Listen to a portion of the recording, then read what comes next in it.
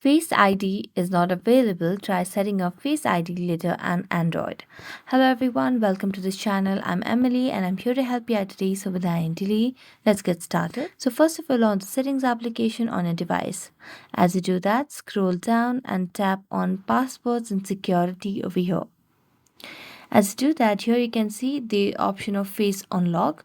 So make sure that you have the face unlock option toggled on so that you can see your face ID is available to set up your face ID option.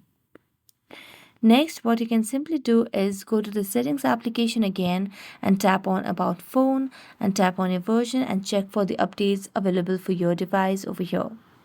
As it says no updates available, so we can just go back and create a face ID over there in the password and security options. And if this does not solve your issue, you can just make a long press on the power button and then tap on reboot and restart your device, and this might as well fix your issue. So thank you so much for watching this video. See you next time.